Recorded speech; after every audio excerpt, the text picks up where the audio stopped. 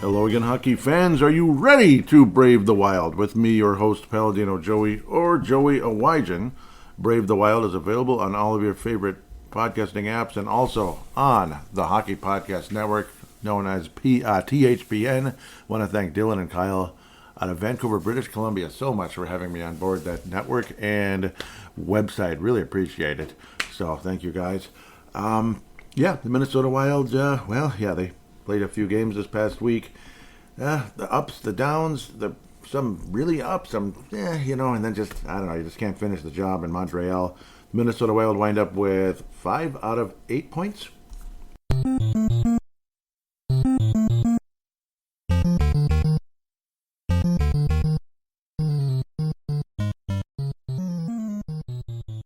I usually don't get into the episode number, but, when milestones are right around the corner, or it is a milestone episode, I tend to mention it. This is episode 399, so what does that tell you? Next week it's episode 400. Sorry, the mic was a little far for me. What the heck? What am I doing? But 399, so we're right on the cusp of the 400th episode of a podcast that's been around since late August 2008. Pretty old. Historically old podcast. Yes, I'm special. I'm just kidding. The podcast is special. At least I'd like to believe so. 4 games to review, 3 games to preview. Going to try to be more topical on this particular episode, and why the heck not, and always should be. It's been, 5 out of 8. That's kind of been a trend lately. The Wild have been kind of a little better than 500-ish of late. I don't know. Goaltending's gotten a little better. Certain veteran players with renaissances, or where the heck did this guy come from? He hasn't done anything all year practically. You can kind of guess who some of those guys are. Trade conversation, goalie situation, Hughes. Christmas is what it was at the time, and we'll continue to talk about Quinn Hughes because we're happy to have him. We'll also kind of get game review-y a little bit, but not really. I'm going to try to not do that as much. A 6-2 loss last Thursday in Winnipeg kind of was like the floodgates opening, like, okay, this is BS. Why are we so bad all of a sudden? What is this? Winnipeg they've been reeling, and they're below 500, and then it's like, okay, I guess they're playing a little better, and Hellebuck is back, and he was hella good, and I don't know, you can go any kind of funny conversation. Scheifele with 4 points, 1 goal, 3 assists to lead the Jets, and of course, Hellebuck was hella good. Stopped 32 of 34, that helps. But the goaltending on the Wild side was hella bad. It was awful. Wallstedt, the hottest goalie in the world for an extended period, was pulled in this one, stopping only 14 of 20 shots, 6-2. All 6 of those goals count against him. Yikes. Awful. Not good. Not as good as earlier. I won't say not as good as advertised. This is not even supposed to be happening. Sorry, I've been going through some BS lately with solicitor calls and Facebook getting hacked. I don't even want to talk about it. I'm so irritated right now. I'm going to find the person and hang them and shoot them at the same time if I could. I'd love to do that. Oh yeah, wouldn't you though? If somebody kept, if people were harassing you, basically. Anyhow, Danilo Yurov was able to score in the game, which is great. Johansson returning and scoring. That's always nice. Tarasenko getting assist and just a harbinger of what's to come with Tarasenko. Wonderful week for the Vlad man, but a 6-2 loss. Wallstedt definitely a disappointment. We'll continue quickly here so we can get topical as well. Buffalo a 5-2 win. The Minnesota Wild. A lot of us thought this was the perfect storm for a loss. Let's say matinee check. In Buffalo, check. Against Buffalo, check. And what else? I don't know. The Wild have been playing like crap lately and never beat the Sabres, check. I don't know. Something like that. But it was a perfect storm for a loss. Saturday afternoon matinee. That just reeks of loss. And the Wild win the game. Go figure. Gustafsson in net, he gave up 4 total goals. As the Sabres continued to kind of hang in there and make it scary. But the Wild definitely played a great game pretty much from start to finish on the offensive side. It wasn't a great game, but it was a good game. It was an improvement over a 6-2 loss to the bleeping Jets. How about that?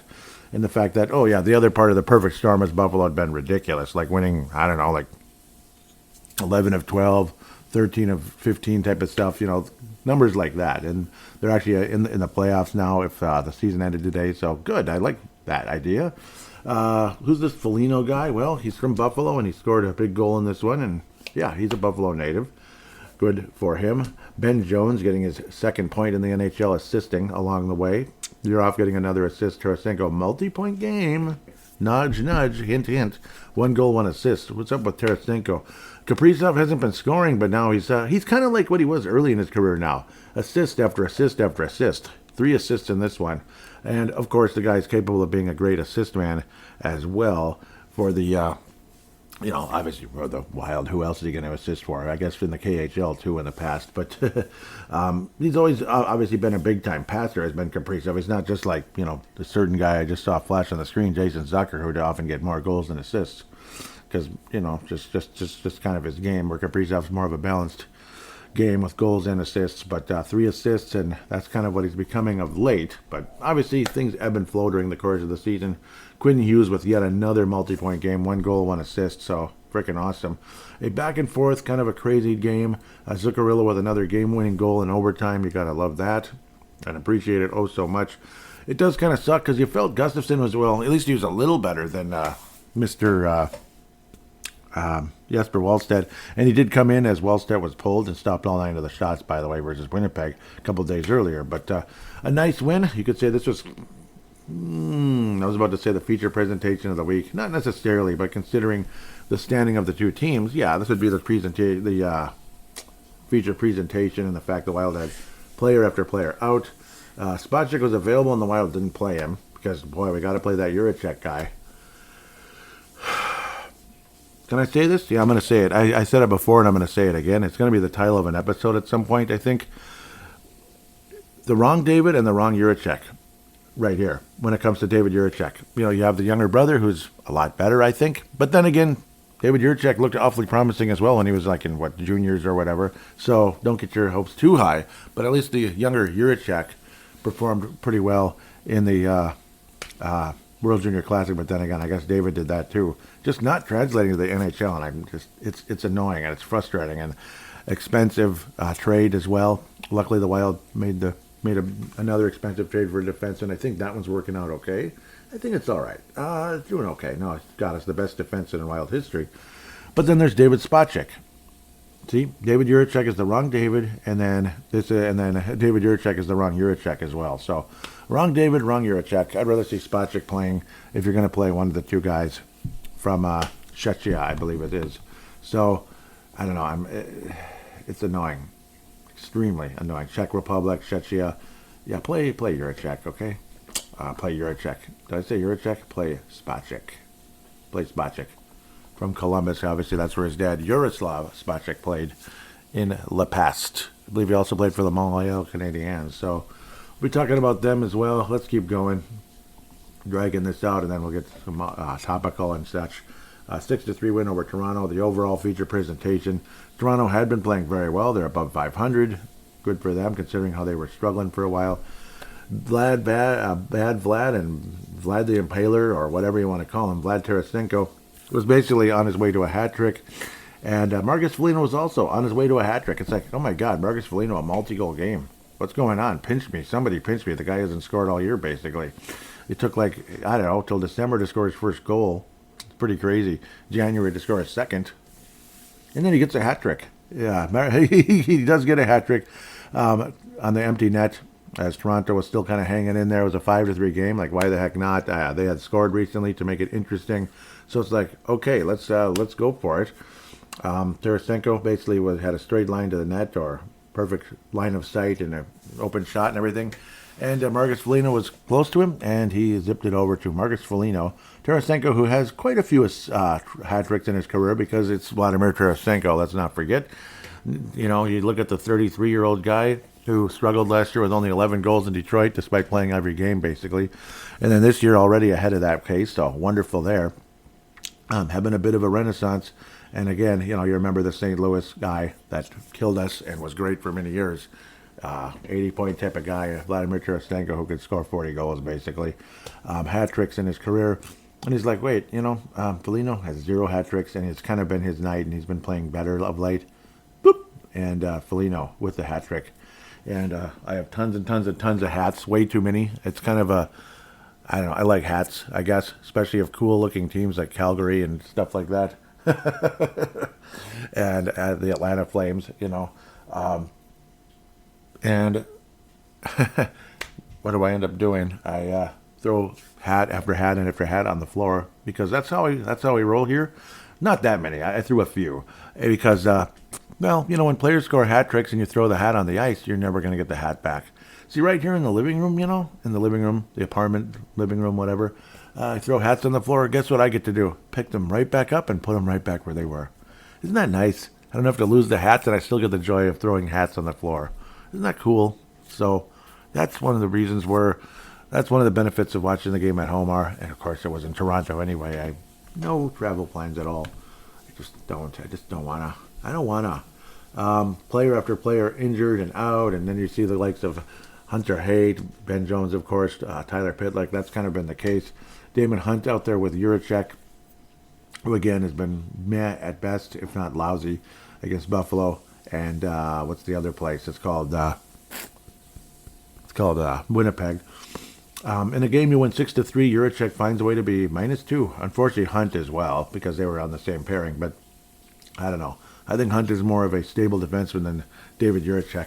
So I just don't know. Put Spacek out there, you sons of guns. Please put Spacek out there. I just wish. Johansson's been kind of in and out of the lineup recovering. Obviously, you want him out there. But Tarasenko, 3 points, 2 goals, 1 assist, instead of the hat trick where Foligno did get the hat trick, all goals, no assists in the game. Because, I don't know, he's not going to get 5 points, I don't think. He's not Kaprizov or Boldy or anything, or the former Tarasenko. But Vlad's been wonderful of late, and I appreciate it. He'd been picking it up, then he slowed down a little, and then, okay, he's like, Joey called me a James Shepard Memorial. I'll show that SOB. And, yeah, because I do believe I gave him one a couple of weeks back because he'd been quieting again. And it was a gentle one, though. And Vlad, spectacular. Continue. Please, Joey. Please continue. Fun game, though. And then the 3-4 or 4-3 loss to the Montreal Canadiens in Bell Center. Tuesday. Yep, one of those Eastern type of games. Montreal's been playing very well. They've been, towards the end, they've been very good.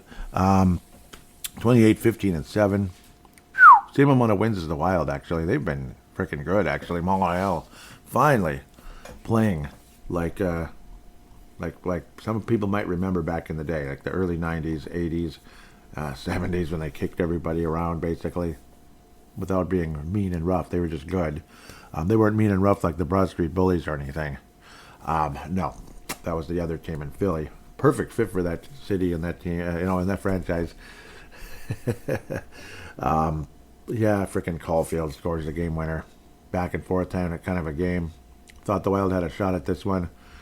Would have been a really nice win, but it just didn't happen, You know what I'm saying? Wallstedt, definitely a lot better. Volstead, a lot better than he'd been against Winnipeg, because he was frickin' awful.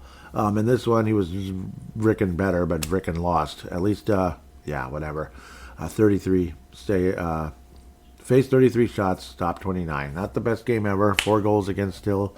It did go to OT, but I don't know what the hell. Kaprizov, 2 assists again. Refusing to score, just getting assists, which is funny. Tarasenko, another multi-goal game, so that's 4 goals, in 2 games. But I believe 5 and 3. And, man, it's been point. He's looking like St. Louis Tarasenko, at least in the box scores of late. So, gotta love what the Vlad has been doing. Quinn Hughes, another assist. Faber, another goal to get career high there for Brock the Rock. Yeah, great to see Brock Faber getting his career high 11th goal already. So career high on the 20th of, was it the 20th? Yes, 20th of January. The year before it was ultra cold around that time, and here comes the ultra cold now. So it was just a couple of days later. That's all. But no, Brock Faber, 11 goals on the season for a career high, and he's on his way for a career high about 50 on the year. So God love that. Faber had that sophomore slump a little bit last year. I think I can hear a train coming. I'm not sure. But Tarasenko getting his 12th and 13th goals on the year, which again officially eclipses what he had done with Detroit the year before. Only 11 goals the entire season, and he played like every game. So it just was kind of meh. Yay, we have Vladimir Tarasenko. He's on the Red Wings, and okay, it's one of those division rivals, and he's on another division rival now to St. Louis. And yeah, he's there, and he scores sometimes, and he's okay. It looks like him, he's, just in a different jersey, and it's kind of cool. Wow, I can't believe it. He's in a Detroit jersey. Oh, now he's in a Wild jersey. Well, now he's a guy that's playing like, closer to what you would like out of a Vladimir Tarasenko type, a natural goal scorer, and but also more than capable assist man as well. Also along the way, Quinn Hughes, it was his 40th assist of the season already. 40 assists already on January 20th. So that's a pretty big milestone as well for this season. And yes, Quinn Hughes has had some insane years already in his career. It's not like, oh man, Quinn Hughes, where did he come from? So it's just, yeah, he's playing like Quinn Hughes, and it's awesome. And we're very happy to have him. In fact, you could say he's playing like one of his best seasons. So kind of like Favre with the Vikings without being a 40-year-old. Hallelujah. What's Quinn? Only like 26. So, man, I hope he signs that extension. Please, Quinn, sign the extension. Please. Do what Brian Flores did. Sign the extension, but hopefully it's for a longer time than maybe Brian Flores will be with the Vikings. Pro Mafia conversation there. Vikings talk. But, yeah, it's the Wild loss in OT. So, yeah, that's a bugger. Kind of went on longer than I would have liked, like I always do. But yes, Tarasenko, generally speaking, is having a very nice renaissance. Again, like I basically already went into that. So, yeah, Tarasenko, generally speaking, yep, having a nice renaissance, picking it up, looking a lot like, looking closer to what you would like I was saying. And of course, again, giving up a hat trick that would have added to his repertoire to a guy that never had one. Amazing how Foligno goes from almost nothing to a hat trick, so we're really happy about that. So, yeah, to kind of get topical here, a little more so than those two. Those were, fun topics, so very positive in a week that the Wild got 5 out of 8 points. It's, not enough, damn it. But, yeah, the whole conversation about the Wild making that next trade, the next one, where it's a big name, be it a Ryan O'Reilly, or somebody, that would cost a bit more. Panarin's been brought up, and basically everyone's like, no, that's okay. With the JT Miller, other people are like, hell to the no, I would even consider that. Zibanejad has been a conversation. But Lou Nanne brought up, and he's like, when Barrero said, would you be surprised if Bill Guerin wound up not making a trade? And Lou Nanne was like, no, I actually really wouldn't be surprised. And it's like, huh, really? And it's like, the reason is because I was kind of thinking the same thing. Who are we going to give up, though? Didn't we give up, like, the farm already? A couple times here already? And including for a guy last year, the second-round pick for a guy that basically the highlight of his season in Minnesota last year. Again, to be fair, God bless him. Last time we had him, he was wonderful. Coming back from a shoulder injury, that would be Gustav Nyquist. You give him a second-round freaking pick. I mean, that's a nice trade asset, potentially. You give, at least, yeah. It's a nice trade asset, potentially, at the time. Now, of course, I believe that pick is already gone, but other picks have been given up for the likes of the Juraceks and the Quinn Hugheses. Juracek, Quinn Hughes, and other trades, futures along the way. And, 3 major trade chips that were warm bodies by the names of Marco Rossi, Zeev Buium, and even that Ogren, who could be a trade chip, are all gone. They're not here anymore. So what are your trade chips? Let's see. Carson Lambos, Spacek, David Spacek. How about Juracek, man? But then again, don't want to do that. You don't want to give up a Juracek for like a 4th-round pick or something, or just throw him in as like the 4th player in a trade when we gave up, all this for him. 1st-round, 2nd-round type of picks, and then Damon Hunt, who we thankfully got back. I guess you could trade him again. No, I'm just kidding.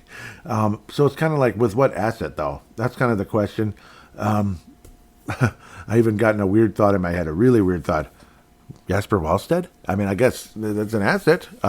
Because right now, you look at the 2 goalies, and this kind of slides into the next topic, and I'll drop back to the trade conversation again. But I was just kind of thinking this, on the way home, and it's like, it's a topic for the show. The whole goalie situation. I don't think either one of them is a franchise goalie right now. Now, Gustav Nyquist can be, and Jesper Wallstedt is projected to be one, and he sure looked like one for a while there. But when you analyze them fairly and honestly right now, be it it's Brave the Wild or Spit and Chicklets or whatever, like a national show, whatever, or it's, I don't think there's any obligation to one team or like connection to one team or, you favor this team because that's your club. Gustav Nyquist is a starting goalie in the league. Franchise goalie, I don't think so, but starting goalie, yes. Jesper Wallstedt is a backup right now. Potential starter coming up soon. Franchise goalie, hopefully someday, but I don't think either one of them is a franchise goalie right now. So it's like a conversation. Maybe Wallstedt, because Gustav Gustafsson. I'm getting Gustav Gustafsson, all that stuff mixed up. Philip Gustafsson is like a good starter right now, and he's under contract. No, I'm not really interested in trading Jesper Wallstedt away and watching him become the next, whatever, Patrick Waugh or something. I don't know if he's going to end up being like all-star Hall of Fame level goalie, but he might. It's just kind of a thought. I don't know. It's just kind of a thought out there that came to me that, yes, let them develop and such. Obviously, let Wallstedt continue to develop. He's definitely not somebody I look at as a starter at the moment. And it's like, no, I'm not interested in trading him, but it's like that. I guess it'd be one of the potential assets if the Wild were to make a trade. Saw something here that the Wild could have connections. I hope I didn't lose it already. I may have. I probably did. Shucks. Yeah, I think I lost it. That's fun. Don't you just love that? Maybe I can go back, though. No, it should be here. Okay, I think I did lose it, though. So, okay, and I found it. Like Conversation, it's a Clutch Points article. New York Rangers, yeah, it's kind of been a conversation with them. I believe it's been brought up on other shows, unfortunately. There's always like a Panarin conversation. I think some people are talking about JT Miller. Vincent Trocheck has definitely been a conversation. A lot of people like him. The Wild, they say they're believed to be heavily interested in Panarin, but hard to say with that one. I don't know. It's kind of like a general article all over the league, but it's just kind of a way to get you interested. But yes, Panarin, I guess, is one of the names, and most people that I'm hearing are saying no. Kind of the combination of expensive and maybe not the best teammate, that kind of situation where Trocheck is somebody I think a lot of people would be interested in. Vincent Trocheck going to be a nice addition to the Minnesota Wild. I got to think he'd be pretty expensive, though, at the end of the day. Definitely has had his moments, there's no doubt. Vincent Trocheck, of course. He's a little older than I remember. But yeah, I suppose. So he has been around a while. He's 32. He'd be a center. Of course, valuable guy. Yes, and I thought he was at Florida for a while. Did not win the Stanley Cup there. Wasn't all. Yeah, he had a 75-point season mixed in there, but a lot of years was kind of 50, and missed some time as well. But then again, those are the COVID. One of them was a COVID year. The other one was not. Yeah, definitely missed a bunch of time, a couple of years, and there were some trades mixed in as well that made it look like his numbers were lower. 43 points in 47 games. 2021, of course, shrunk down year there. Carolina, 51 points the next year and playing basically every game. But with the Rangers, he's been pretty high end in his later years. 22-23, 64 points in all 82, knock on wood. All 82 again, 77 points in 82 games. And then 24-25, all 82 games again, 59 points. So small drop off in this year in 37 games. Vincent Trocheck has 11 goals, 21 assists. Minus 17 because the Rangers have been lousy. Trocheck has been a solid player most of his career. 5'11", 187, so not a larger guy. Originally was a Florida Panther, of course, like I said a few times. Obviously, not somebody that really jumps out at you like, holy crap, what a stud. But at the same time, very, very productive. How expensive would he be? He's in his early 30s at 32. And on July 11th, same birthday as, but obviously much younger than my old friend many years ago, Matt McCulley. I'll throw out the name. Yes, Matt. July 11th, 79. So obviously 14 years older. Yeah, we're little older guys now. We wouldn't be playing if we were, if we were hockey players. We wouldn't be playing today unless we're Jaromir Jagr level at that stage. But no, he'd be a nice addition. A lot of people locally have been interested. Definitely kind of more of a tough guy. He picks up the penalty minutes and mixes it up a bit. Probably more of the leader type of guy. Kind of a, like the semi-Foligno-ish, I guess you could say, without being too large, without being too big of a guy, and definitely can put the points on the board, the goals, the assists, and would be a nice addition. second, third line. Well, second, not second line. Actually, probably top line with us when you consider like Mr. Yul Julerczyk is considered a second line guy. So Trocheck, yeah, he'd be the top line center, maybe with Kaprizov and Zuccarello or something like that. And on the power play, maybe have Kaprizov, Boldy, Zuccarello all together, or Kaprizov, Boldy, and Trocheck all together. It'd be an interesting combination, and we'll see if the Wild get it together. Do you have the pieces to get a Vincent Trocheck? I'm not really sure, but right now, he's definitely a name, and I could see him being a Guerin type of a guy. Where JT Miller is a name that's been out there. Apparently, he's been very disappointing everywhere he's gone. Yeah, apparently, as you can see if you've been watching, and definitely has not been. He's been not been helpful to the franchise, not been a good teammate, and all of that. So I don't think JT Miller would be at the top of our list. At the end of the day, Trocheck, yeah, he'd be somebody I'd be interested in, for sure. The big super duper splash, I don't know how you do it. Or Trocheck, I don't know. Again, like Blue Nanny was saying, how much of the future are you willing to give up? Yeah, I mean, it's hardly anything left already as it is. So there's that. Where again, Hughes far and away the best defenseman in Wild history. He's on pace for 70 plus points on the year, which is by far the best in Wild history if the Wild are able to do that. The year Dumba tore his pectoral in the fight with Matthew Tkachuk of Calgary at the time, when they were kind of, in a way, you could say, were kind of like wrestling with their shoulders. Basically, that's interesting. They're like hockey players do when they get in a fight, they start to kind of wrestle a bit. And apparently his pectoral was torn, and he was never the same. But that year, Dumba was on pace for a 60-plus point year. It was a career year for him. He was epic, and unfortunately, he's never the same. Whereas Quinn Hughes is going to basically pass all of that possibility this year, and it's pretty awesome. So, awesome stuff. More than a point a game so far with the Wild, and it's been a lot of fun. Before I rudely step away prematurely, as I was about to do, the Mike McDonald Award winner, got to give it to this guy. Mike McDonald Award winner is Vladimir Tarasenko. Amazing week for so many reasons. Obviously, the consistency, multi-point games, giving up a hat trick for Marcus Foligno to get his. I mean, it's really cool, just really cool, and just been consistently wonderful. At least this past week, and generally speaking, it's been a good renaissance for the last. Outside of like a 2 weeks quiet period, which he's entitled to, like anybody is. Look at some of the star players on the Wild, but nudge, we won't say who. But he's been generally wonderful after getting out of his very slow start to the season. So great job, Vladimir Tarasenko, bringing home the Mike McDonald Award. James Shepard Memorial for this episode is Jesper Wallstedt. Lousy game against Winnipeg. Made it look like, my gosh, is even an NHL goalie in that game. He didn't even look NHL caliber.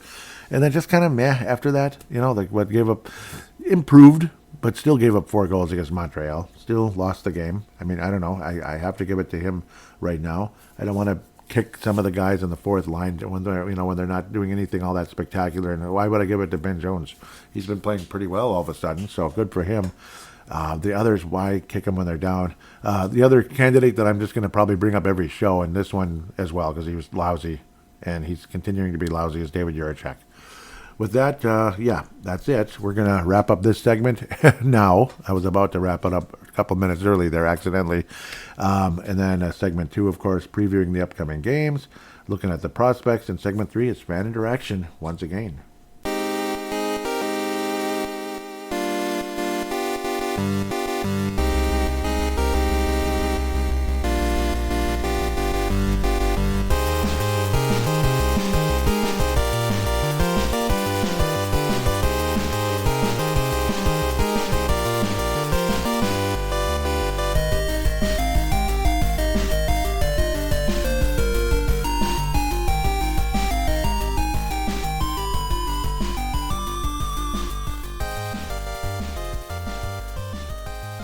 And we are back here on Brave the Wild, segment number 2. Going to look at the upcoming games and the prospects and all of that fun stuff. Fun. That's what we're here for on Brave the Wild.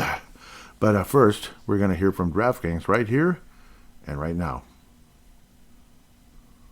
The jaw-dropping moments that make hockey. Experience them all with DraftKings Sportsbook, an official sports betting partner of the NHL. Missouri listeners, like the Blues, of course, St. Louis Blues fans, listen up. DraftKings Sportsbook is now live in the Show Me State.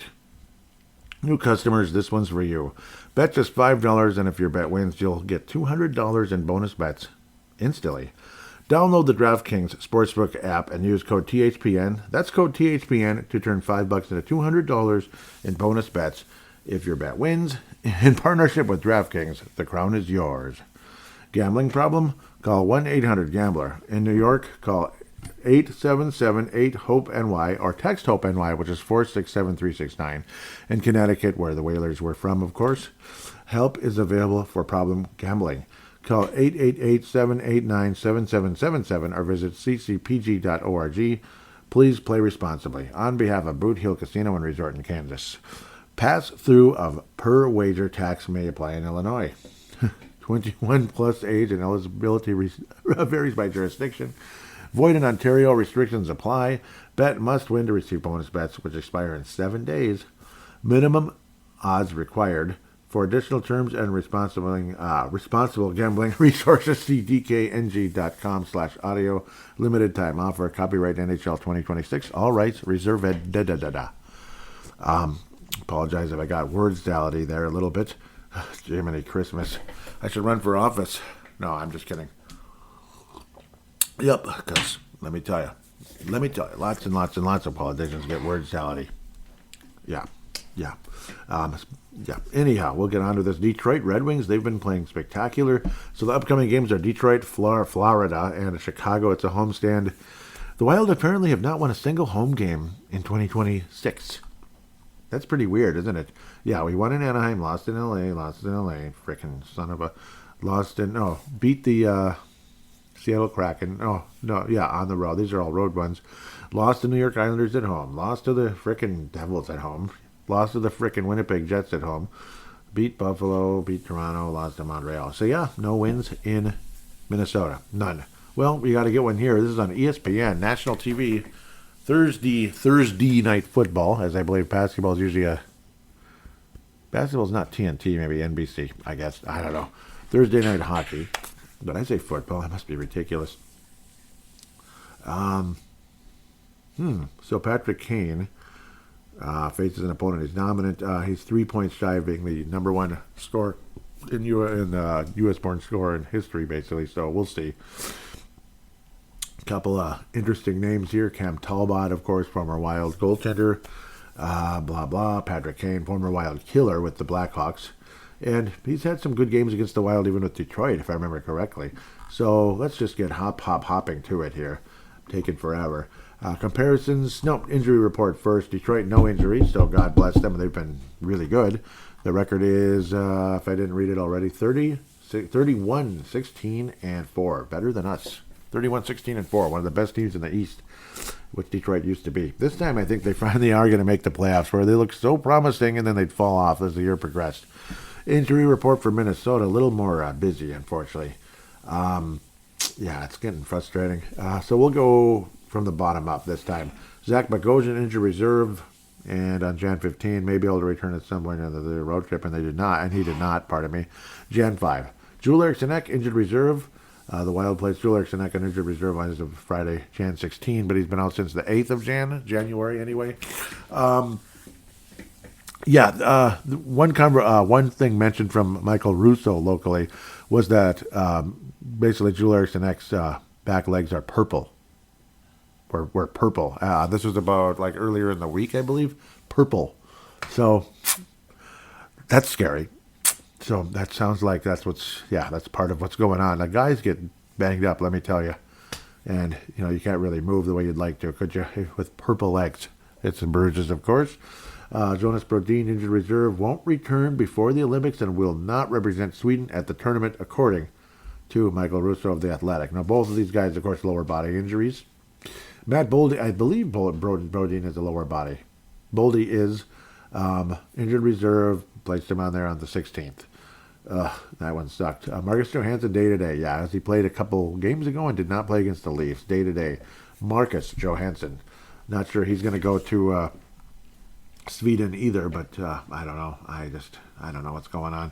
I don't think he's going to wind up getting chosen anyway, but I guess he didn't, and people were annoyed with the guy that got one of the guys that got chosen above him, who's basically done hardly anything. Was it? I can't remember. Pontus. Can't remember the name now, but Pontus. I apologize. Team comparisons: goals, the Wild are 10th, Detroit 17th. Power play, Detroit 6th, the Wild are 8th. Goals against, Detroit 17th, the Wild are 11th. That's weird. They're like not really good at anything really, except for power play. Their power play is real good, but they're 17th in goals. So I guess their power play is good. Goaltending is mediocre. Penalty kill is mediocre, 17th, but the Wild's penalty kill is terrible, 27th. Penalty minutes, they're okay at staying out of the box. They have the 19th highest penalty minutes, so basically like 11th or 13th lowest. Well, they're 30th now. We're not the best anymore, but we're still very good. There's 32 NHL teams. Yep, with expansion all the time. This is a 2-game series. Obviously, this one starts tonight and on ESPN. Go us. And then TNT, so both national broadcasts. April 5th, we'll have more sunlight and probably warmer weather than today, let me tell you. Detroit has won 3 in a row after getting shut out by the Boston Bruins, fellow original 6 franchise there.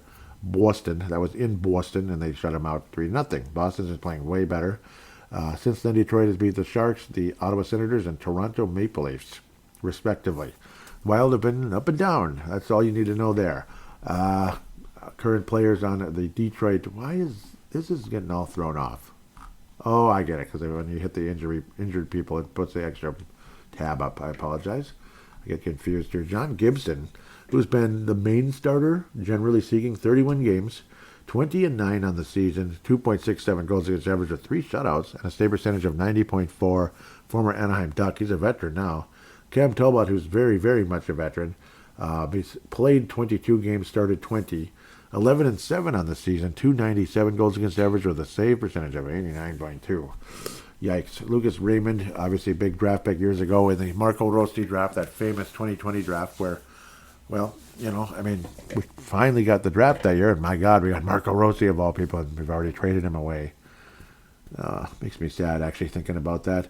Lucas Raymond is leading the club in scoring with 54 points, 15 goals, 39 assists. Alex DeBrincat, the former Blackhawk, imagine if he was still there. 26 goals, 26 assists. So you got a couple of former Blackhawks. Dylan Larkin, my favorite Red Wing, 25 goals, 21 assists, 46 points. Would love to have him in a trade, but yeah, again, you know what I mean. That's all you need to know. It's not going to happen. Andrew Kopp has had a couple of good moments. 22 assists on the year, 30 total points for him. Patrick Kane, 36 games, 8 goals, 21 assists.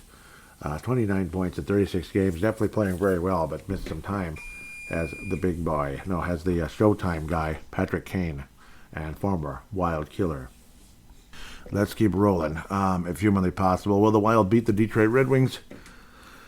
Home game, second place in the Atlantic. The Wild haven't won at home. The Wild going to make a statement tonight? Yes, Wild win 4-3 in overtime. It's going to take OT, but the Wild will win 4-3 in overtime. And who's going to score the game winner? Kirill the Thrill Kaprizov is going to say, well, there you go. There's your darn goal, okay? He's going to have a multi-goal game and obviously a multi-point game. 3 points in the game, 2 goals and an assist. I'm going to get really parlay. I'm going to parlay this one real good. Imagine winning that one. Get some money with that one, right? 2 goals and an assist for Mr. Kirill Kaprizov. The Wild went 4-3 in overtime. Call that up. That's a parlay right there. How do you like that? Florida Panthers, the defending Stanley Cup champions. Matthew Tkachuk is alive. He's alive. Count Tkachuk has returned. Or, what would it be? Franken Tkachuk has returned. He's alive. Finally, after, again, major injuries and such. And he has nothing so far. 1 game, 21 minutes, and he's a -1 on the season. But welcome back, Matthew Tkachuk. Dmitry Kulikov also. Well, he's just played 2 games, and he got a Stanley Cup. He got a Stanley Cup with Florida. Yeah, I'm losing it. Sergei Bobrovsky, who got in a big fight the other day with one of the Mammoth goalies. I believe one of the American-born, big long name like a European name, but American-born guy with the Mammoth. I'm not going to look him up at the moment, but yeah, we've heard of him. Got in a huge fight. There was a big, massive brouhaha with the Utah Mammoth. Not a good game for Florida at all. Bobrovsky, not a good season either. 19-14, okay, he's winning games in 34 games, but a 309 goals against average, 87.5 save percentage. He had 3 shutouts, so hot and cold. He's had some good games, and he's gotten blown to bits. Brad Marchand is missing some time of late. He's out. He's on the fantasy team, so yes, he's out. 41 games, 46 points, extremely, extremely efficient for an older guy, of course. Obviously, just still got it, that type of thing. Sam Reinhart is officially leading the club in scoring, but again, the efficiency award goes to Brad Marchand. Mr. Lick the guy's face, formerly. I don't even want to think about that. Sam Reinhart and Sam Bennett, the two Sams that were frustrating in Calgary and Buffalo, coming together in Florida and winning Stanley Cups. Reinhart, 47 points, 24 goals, 23 assists to lead the way. Sam Bennett, Reinhart was Buffalo. Bennett was Calgary. 38 points in 48 games, 17 goals, 21 assists. Carter Verhege, 14 goals, 22 assists. Anton Lundell, who was also part of that huge night. A lot of us think about that. That 2020 draft was pretty wild. Pun not intended. But unfortunately, obviously he's already gone, which is it's kind of sad and weird, And he's hurt too. Hasn't really done a damn thing since going to Vancouver. The Wild can win this game. They're 7th in the Atlantic. The Wild have had some success against Florida historically, and we've gotten creamed by Florida. It's kind of been one or the other. Since it's the South, let's have some tomato juice here. Tomato with lime on Brave the Wild, though, because you get the green and you get the red and green together. Preferably green and red, but obviously green and gold's even better. But we'll get to that, obviously, with the North Star colors. Like that better, but the Timberwolves Explosion is the lemon tomato juice show on Fridays. Sorry, I'm behind-the-scenes business there. But definitely a winnable game. I mean, the Wild need to right the ship, win a couple of home games here, and I don't know, make us all feel a bit better. The comparisons, I didn't even look at them yet, so... and yes, Brad Marchand, injury reserve as of Jan 17. Let's look at some of the other guys. They've been banged up. They're only, 25, 20, and 3. So at least they haven't been losing in overtime. So we'll start from the top down in this case. Yeah, I thought Kulikov was out all year basically so far. Yeah, sucks. Just simply injured reserve. January 17th, but it's been out since the 6th in Brad Marchand's case. Word salad included there on my part. Seth Jones, injured reserve.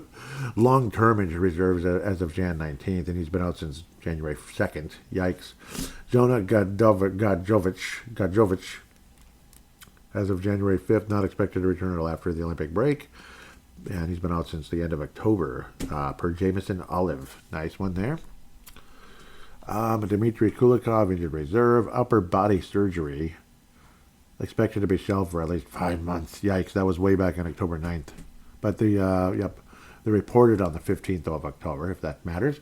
Alexander Barkov, ever heard of him? He's been out forever. Going back to September 25th and officially put on injured reserve on October 7th. So that's the thing. Tkachuk finally got in one game. Barkov's been out the whole season. Kulik, well, maybe not him, but you get the idea. Still part of the team, but third pair, seventh defenseman kind of guy at this point, I think. but he's a winner, damn it. Barkov is too. Its injuries have been pretty crappy for Florida. Thomas Nosek, he hasn't played a single game either. Injured reserve non-roster list Tuesday, October 7th, and it's dating back to September 17th. So that's obviously what's been going on with Florida. Maybe Vegasing it a little bit, messing around, and then there he is. Well, god darn it, there he is. He's alive. He's alive. Hallelujah. Okay, team comparisons. Just getting into the Panthers now because we heard the ones with the Wild. Panthers are 20th in goals, 22nd on the power play. 22nd in goals against, 8th in the penalty kill, and they have a ton of penalty minutes, 6th in the league. This is also the opening of a 2-game season series of the Eastern Conference Club, Saturday at 8 p.m. Central Time, so a little bit later start, ESPN Plus, I guess. Okay, another ESPN one on March 26th in Florida. It's probably going to be very humid there, and the Twins will be getting ready for the regular season, wrapping up spring training by then with our new manager, Derek Shelton. Sounds like a pretty cool guy. Actually, I like him. I like him, darn it. Florida, and of course it'll be in Florida and all that, like I just said. Florida has won 3 out of their last 5, but they also got, shelled by the Carolina Hurricanes 9-1 on Friday the 16th last week. 9-1. Unprofessional showing there. Yuck. The Wild will beat the Florida Panthers. Final score of 4-2. Most likely guy to score in the game is going to be Brock Faber, I guess. Go for your 12th. No, Tarasenko is going to score against his former club. Vladimir Tarasenko will score against Florida. He might score against Detroit, too, but I'm going with Kaprizov for the big win there. Chicago Blackhawks, who looked like they were on their way to getting better, they're kind of going back down again. 22-7 on the season. This will be Tuesday, the wrap-up of this group. Spencer Knight's been a nice addition to this club, of course. Trade about 2 years ago now. Goals against average of 2.53. Save percentage of 91.3. I'm kind of behind here. I apologize, but we'll talk about him more in a minute. Wild have a chance to get 6 out of 6 points, and I think they should. Put it that way. Go out there and get all 6. Detroit is going to be the tough one. Get past Detroit tonight. Maybe you got a chance at sweeping the board here. That'd be wonderful. Don't lose to the Blackhawks or Florida, especially the Blackhawks. Andre Burakovsky, day-to-day as of Jan 19. Teuvo Teravainen, former Carolina Hurricane, definitely was a nice addition at the time, but hasn't been so hot lately. Out since the 14th of January. Shea Weber, the former legendary defenseman, he was placed on injured reserve on October 6th. And, Shea Weber. Remember him? Yes. Would have been a nice addition to the Blackhawks, but I don't think he's played a single game for them yet. The Wild have only played 1 game in this 4-game series with the division rival here. 4-3 win in overtime on November 26th. That one was when the Blackhawks were playing pretty well at the time. And the Wild were too, if you remember correctly. This one's Tuesday at 7.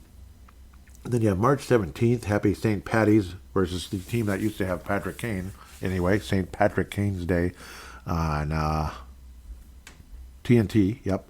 And then ESPN Plus again a couple days later in Minnesota. That one will be in Chicago, of course, the St. Patrick's Day game. So there you go. Tip a Guinness, or in my case, I'll say Sullivan's. Sullivan's Red Ale. Holy my God, that stuff is it's just really good quality, and it's out of Ireland, and it's a dark, dank red ale. I recommend it. Let me tell you. Blackhawks had lost 3 in a row before shutting out the Winnipeg Jets recently. Good for them. Good for the Blackhawks anyway. I talked about the injuries. Shea Weber would have been interesting. Spencer Knight, Drew Camiso got a shutout recently. 1 goal, 1 assist. 1 win, 1 loss. Save percentage of 2.5. Goals against average of 2.5. Save percentage of 91.7. I'm losing it. I'm sorry. 33 games for Spencer Knight. 14 wins. 13 losses. They're not goals or assists. 2.53 goals against average. Save percentage of 91.3 and 3 shutouts on the season. Whereas Arvid Soderblom has been lousy. 5 goals, 5 wins, 8 losses. Save percentage just under 4. Goals against average just under 4. I'm getting word salady today, and I apologize. Save percentage just under 87. He's been lousy. Connor Bedard, 48 points in 36 games. Man. Why I'm a mess today. Tyler Bertuzzi, 46 games, 37 points. Teravainen had played 45 games, but only 21 points. He's just not the same guy. Ryan Donato, who's one of those hot, cold type of guys, 10 goals, 9 assists, and 21 points in 49 games. He's played every game. Good for him. But, generally speaking, he's the Wild connection here at this stage. There's no...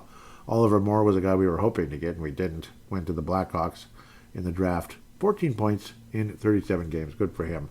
Ollie Moore. Local ties there. But Wild should... I think the Wild sweep this group. I'd like to believe so.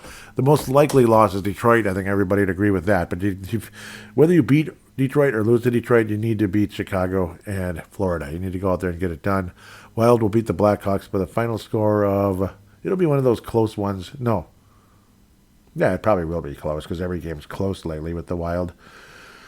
Through 3-2 win for Minnesota. 3-2 win, maybe an empty netter makes it 4-2. Once again, most likely guy to score in the game.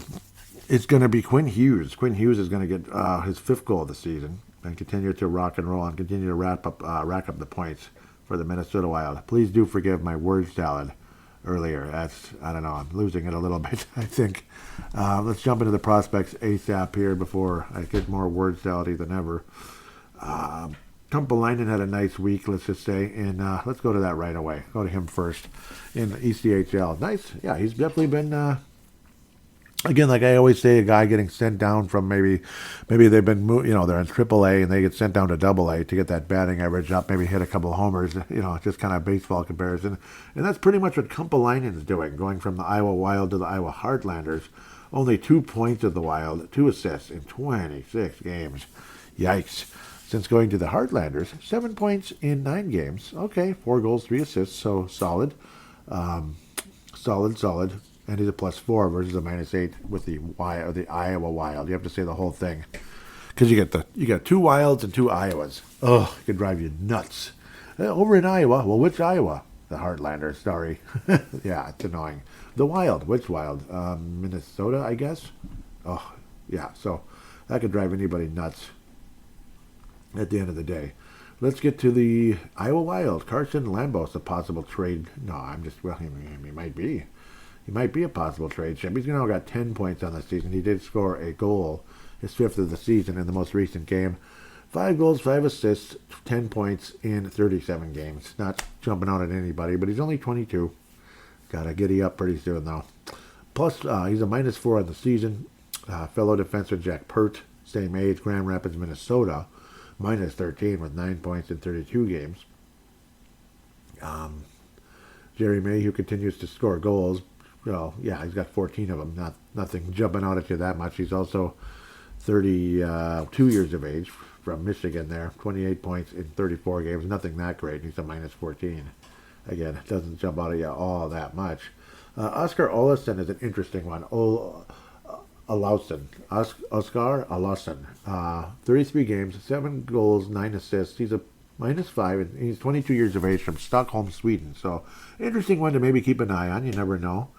Riley Heidt scored his 3rd goal recently. Or was it an assist? His 9th assist. He's a -16 now. 12 points in 38 games. -6 Are you kidding me? Seriously? Like, is this real? Like, pinch me, somebody. Oh, it's depressing to look at. It really is. Hilav's have been pretty lousy as well. Samuel Hilav, 4 wins, 9 losses. Save percentage of 88. Goals against average of 3.44. The one I liked a lot, Riley Mercer, he'd kind of dropped off again after a spectacular start. 2.72 goals against average, nothing to really complain about, but 89% save percentage kind of is. 1 shutout for him. I believe he was sent back down to the ECHL. I do believe, yes, that's the only place he could be, and his goals against average is worse there. Go figure, so 3.23. I don't know, I'm sick of this. I'm sick of Iowa sucking so hard.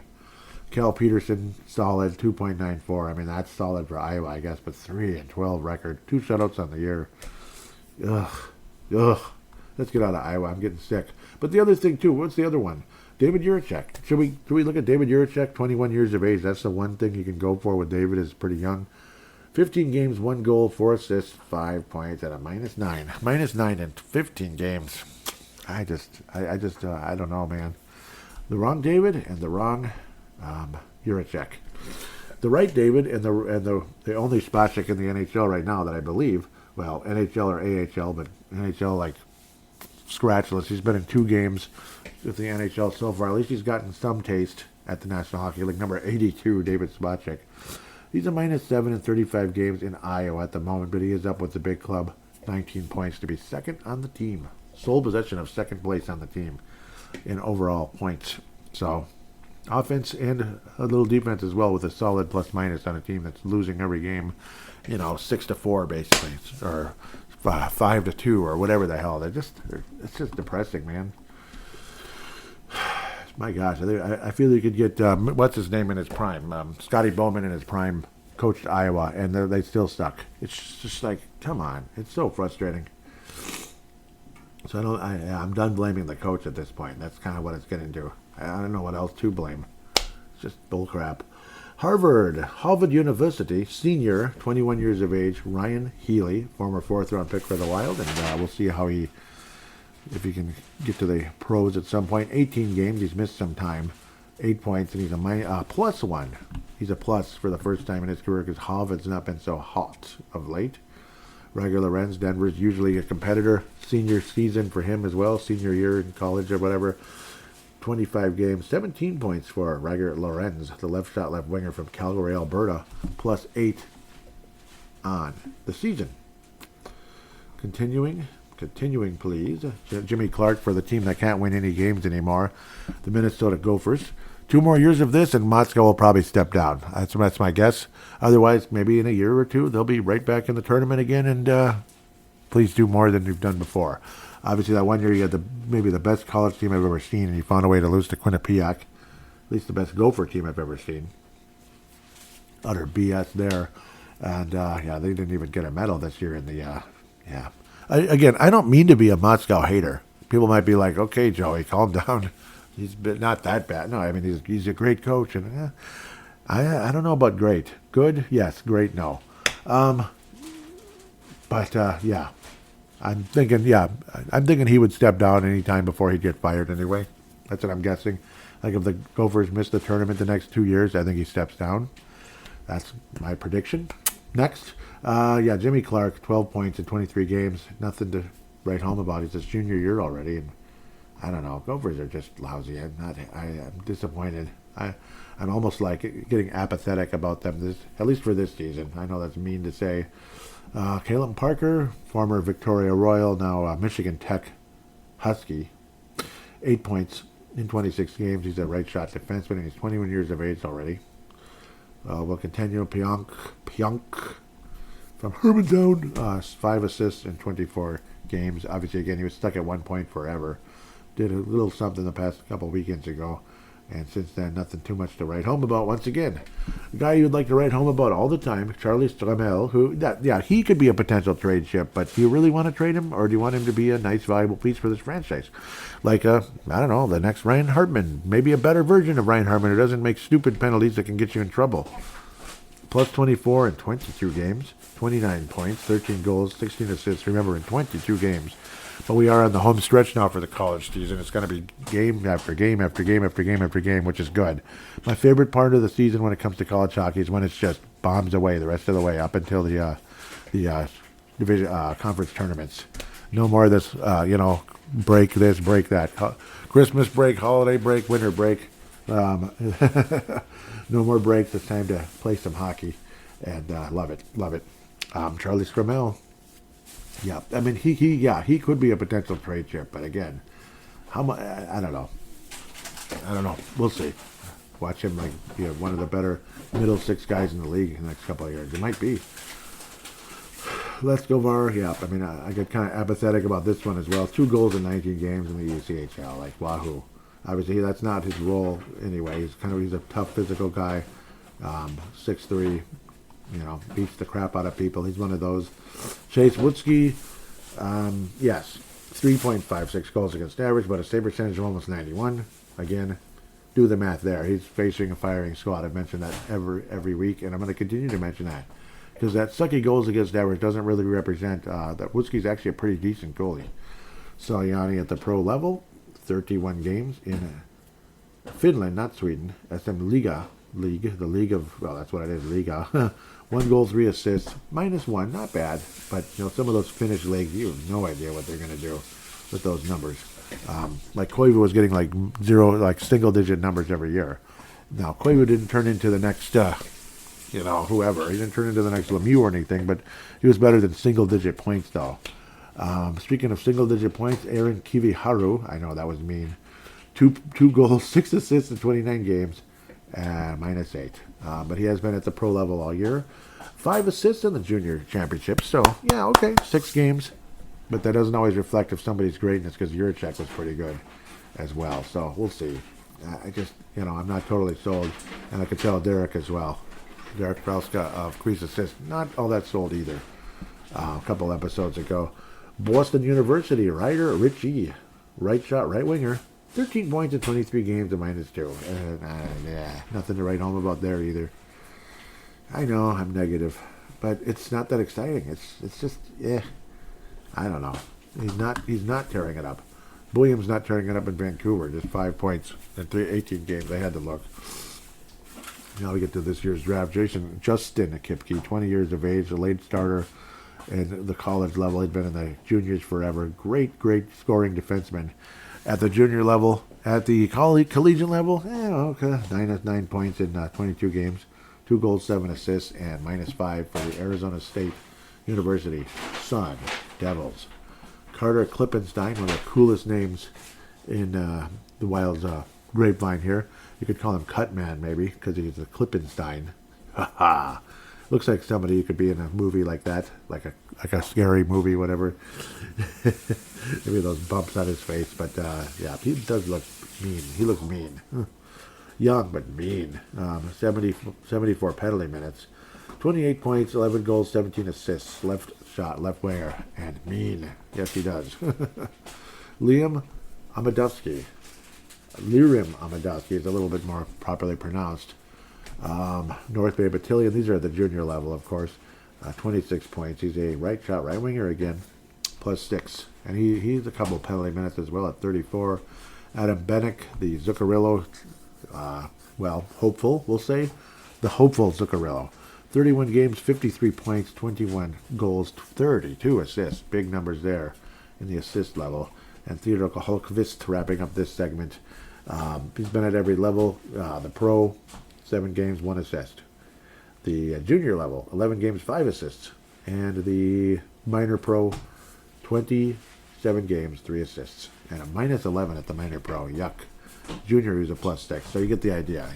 The pro level, probably barely even getting in there. And the minor pro, developing, because he's all uber young at 18 years of age. Doesn't even turn 19 until June 14th, when it'll be time to swim. And I'm going to like that. With that, we'll take a quick break and come back for fan interaction.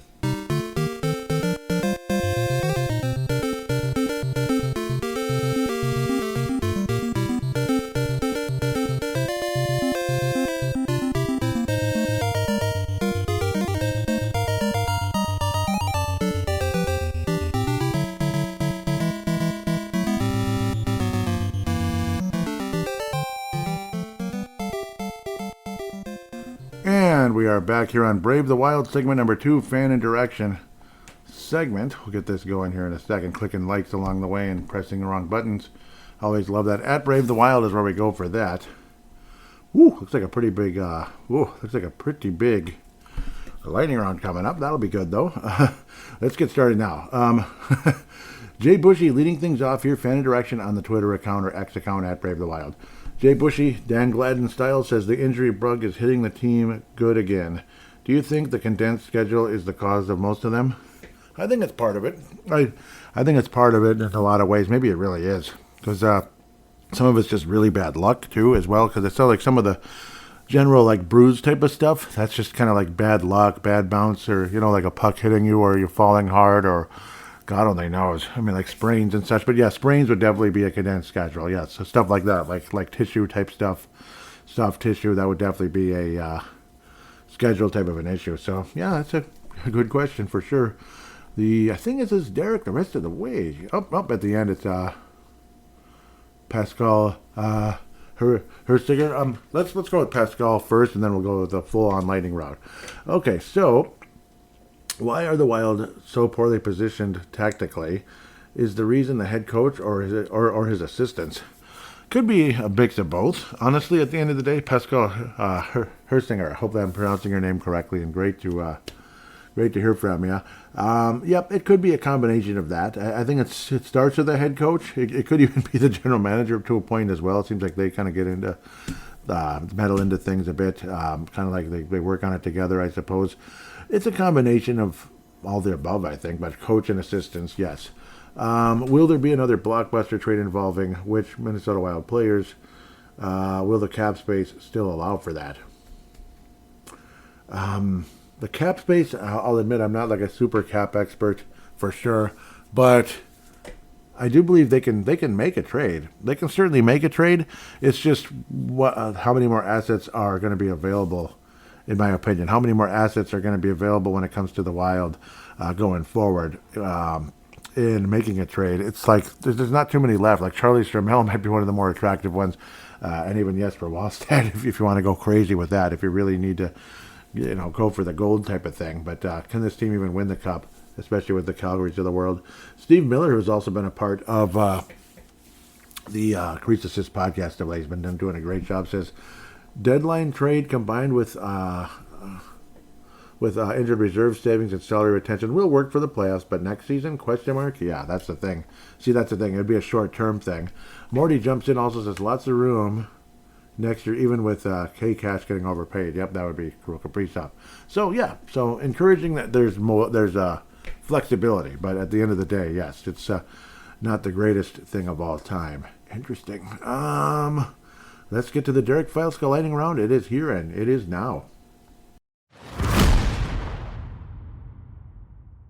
Derek Filesco, of course, part of the Crease Assist podcast. Well, the lead guy there, Crease Assist, the creator, and all of that good stuff. Basically, my role for this show.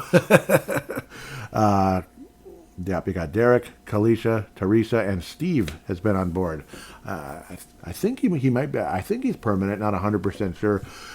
What's going on with Kirill Kaprizov? 1 goal in 9 games. Is he hurt? Is he thinking about the Olympic break, or is he just comfy knowing he's got a bigger contract in the NHL behind him?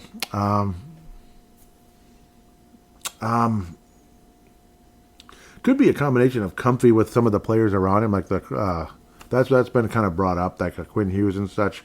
I wouldn't doubt there's an injury somewhere. There's an injury somewhere. There probably is. And it seems like whenever Kirill's numbers are weird, he tends to drop off a bit. It's like he's like part of it was like, wow, he's got Boldy now, and boy, oh boy, he's not going to be counted on to he's not going to be counted on to be like pretty much the only great goal scorer for the team. But of course, Boldy's out, and you're still not seeing the goals. So it could be a combination of things. Thinking about the Olympic break, maybe there's a little bit of part of that. I'm sure he's due for a rest, and that could be a combination of like the hurt thing. It could be like a mix of the two together when you think about that. Again, hashtag BTWMN. I always love that you guys do that because then it keeps things in order. Hashtag BTWMN, as it says in the tweet at the beginning. Looks like he's got a couple of replies, him being Derek. Unrepresented says comfy. Slates Loves Hockey says, well, he is insanely overpaid. So, all right. Interesting. Insanely overpaid, yep. Well, right now, yeah, right now. Of course, not the big contract doesn't kick in until next year. What have your thoughts been on David Spacek's Minnesota Wild debut so far? Have you liked? What have you liked? What have you disliked? I think he looks like a guy that has a future in the NHL. It's kind of hard to say. It's such a small sample size. I'm not as good at analysis as some others. So, and like his time on ice was kind of small in those games. That's the one thing I'm kind of worried about a little bit. But I like the fact that he's had a shot to play. Like I like that. And I do think he held his own out there. That's kind of what I'm seeing. Disliked is generally just, I don't know, like maybe doesn't stand out yet, that kind of thing. Like, honestly, Steve William didn't stand out, like when I saw him. Like, he really didn't. In a couple of games early in the season with us when he had the points, yeah, that's when William stood out. But, I mean, like Spacek, it's kind of like that. Maybe he's kind of careful, that kind of thing, kind of on the careful side. That's kind of the analysis I can come up with on the semi-negative side, but generally speaking, I think there's more there than say a Juracek. You just see nothing there. Nothing really excites me about Juracek. Spacek got out there for 9.5 minutes, was a -1, but again, I'd like to say he held his own. He looks like a defenseman. He's out there blocking shots, so he got a couple blocks against Montreal, so that's good. Encouraging signs, we can say. So, again, it's like I'm afraid to just kind of sound like a dummy here. Winnipeg game, I mean, in a game when you lose 6-2 and he's not a minus, I think that's very encouraging, actually. So, and he played 12 minutes. So, I think there's something there. He didn't have any blocked shots or anything in that game, but he held his own. You can say that was 5 whole days earlier. So generally speaking, the fact that he was able to hold his own is encouraging, I'd have to say. But that's pretty much as far as I can go with David Spacek so far. But no, I mean, I'd rather have. I like him more than Juracek. Juracek, there's just nothing there. The defense sucks and the offense is non-existent. Next, these are all Derek, of course. Jonas Brodin is said to be going out for the Olympics due to his injury. Yeah, he's going to be out. What chances will he give him returning to the Wild game action after break now that he doesn't have to play for Team Sweden? I'd say it's better. I'd say it's significantly better. It's probably a good thing. A lot of people would tell you, it's like, man, I mean, I understand you want to play for your country and everything, and it's awesome, but maybe it's better. Maybe a break is better at the end of the day. Like, it's a good, quote-unquote, break for the Wild. Disappointing for him, I'm sure, but it's a good break for the Wild, and I do believe his chances of returning after the break are pretty high. Like, he'll come right back, basically, because he'll have rest, and he'll have been recovered rather than getting beat up more, and God only knows what could happen.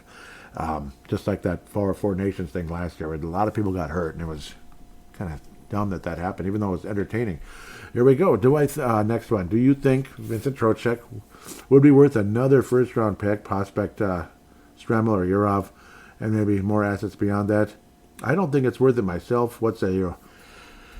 I would say no. He's 32. I like what I've seen. The numbers are nice and everything, but no. If that's the move and you got to do all that first round pick and then a prospect like Stramel or Yurov, like especially Yurov, but even Stramel. And again, a couple of years ago, trading Stramel away would be like, cool, good, we got something for him, which is kind of what we're feeling about Juracek right now. If you can get something for him. Another first round pick though, holy Toledo, it's like too much. Do I think this team is on the verge of a Stanley Cup? No. I wish I could say that. It's a tough go here, especially when you're trying to keep Quinn Hughes and everything. But, well, the alternative, Vancouver and even New Jersey, has not been good. Quinn Hughes, this is a better situation, and they are building something. Yurov should be significantly better next year, and Stramel might end up becoming pretty nice player. And some other guys I hope will develop. I hope Iowa isn't so toxic that it's a complete joke. So I'm with you, Derek. No. I would say no. That would be... I'm not a fan. Mokov jumps in. Mokov65 says, what happened to the Wild goaltending?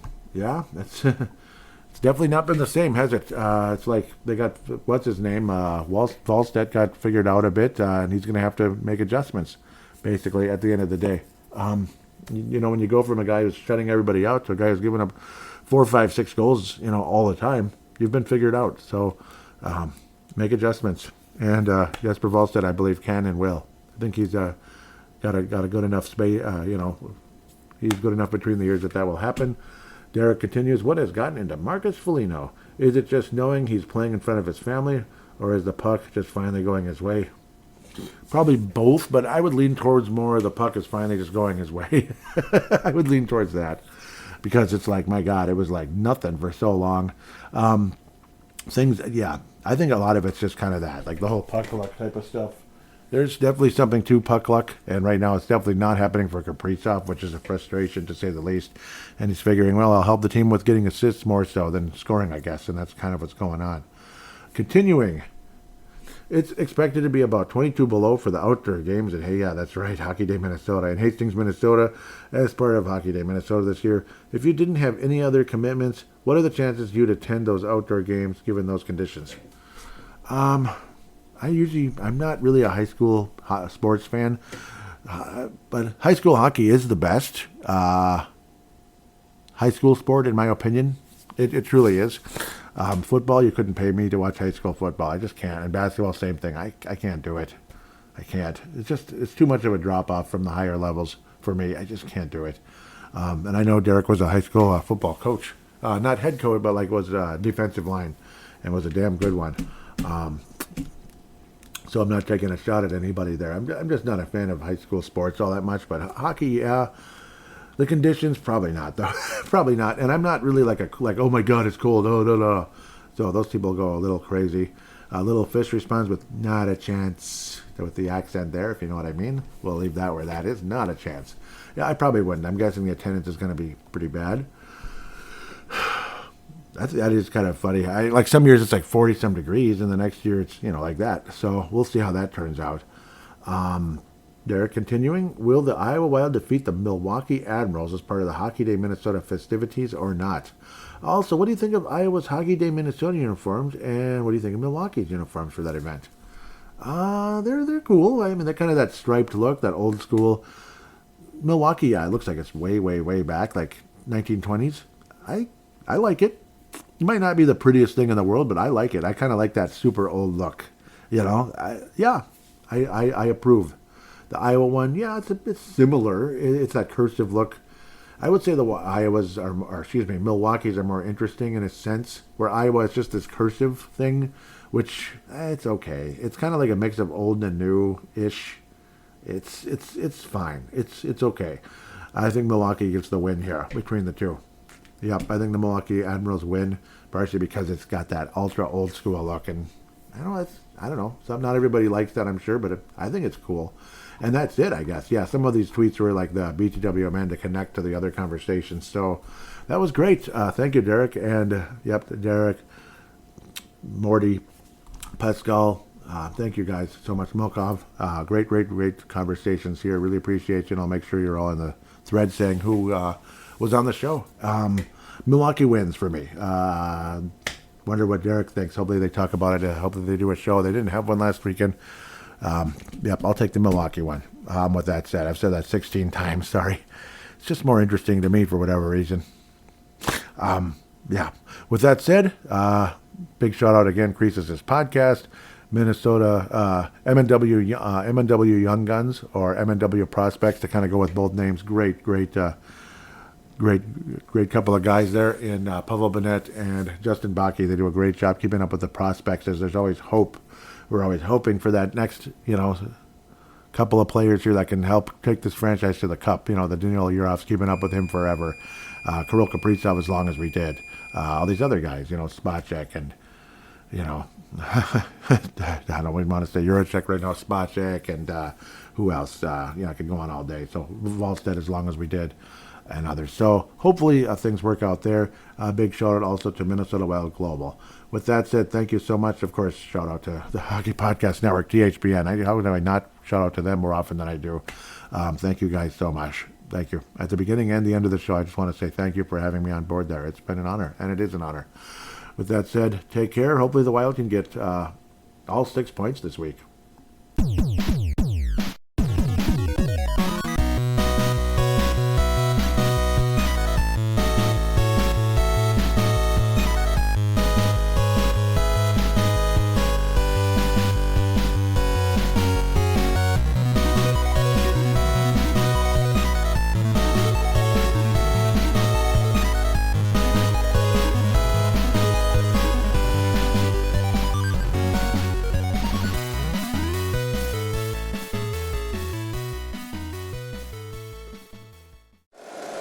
If you like the show, please take a moment to rate, review, and subscribe. It really does help the show to grow.